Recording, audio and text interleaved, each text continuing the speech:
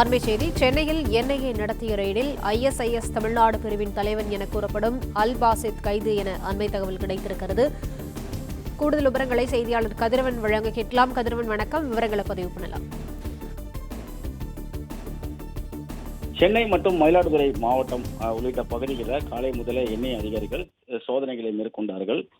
இந்த சோதனையின் முடிவில் பல்வேறு டிஜிட்டல் ஆவணங்கள், பென்டிரைவுகள், ஹார்ட் டிஸ்கள் போன்றவை பறிமுதல் செய்யப்பட்டிருப்பதாகவும் கூறப்படுகிறது. அது மட்டும் இல்லாமல் இந்த சோதனையின் போது முக்கிய நபராக கருதப்படக்கூடிய ஒருவரை கைது செய்திருக்கிறார்கள்.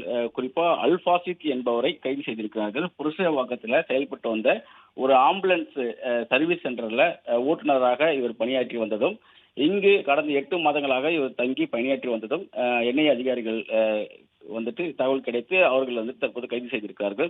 சென்னையில் ஒரு இடத்திலும், மயிலாடுதுறை மாவட்டத்தில் 15 இடங்கள் என 16 இடங்களில் இந்த சோதனை நடத்தப்பட்டதாகவும் கூறப்படுகிறது. குறிப்பா அல் பாசித் இந்த தமிழகத்தில் அமீராக செயல்பட்டவன் என்பதும் தெரிய வந்திருக்கிறது.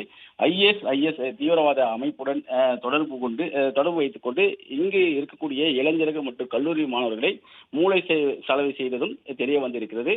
அதன் அடிப்படையில் அல் பாசித் தற்போது என்ஐஏ அதிகாரிகள் புரசைவாக்கத்தில் இருக்கக்கூடிய அலுவலகத்தில் வைத்து விசாரணைகளை மேற்கொண்டு வருகிறார்கள்.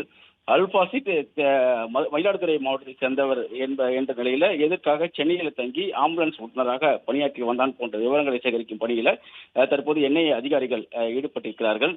அல் பாசித் இக்மா சாதிக் என்பவருடன் தொடர்புடையவர் என்றும், அவரை பின்தொடர்ந்து இந்த இளைஞர்களை மூளைச்சலவை செய்து தற்போது பல்வேறு இளைஞர்களை ISIS தீவிரவாத இயக்கத்துடன் சேர்ப்பதற்கு உதவியாக இருந்தவன் என்பதும் கண்டுபிடிக்கப்பட்டிருக்கிறது.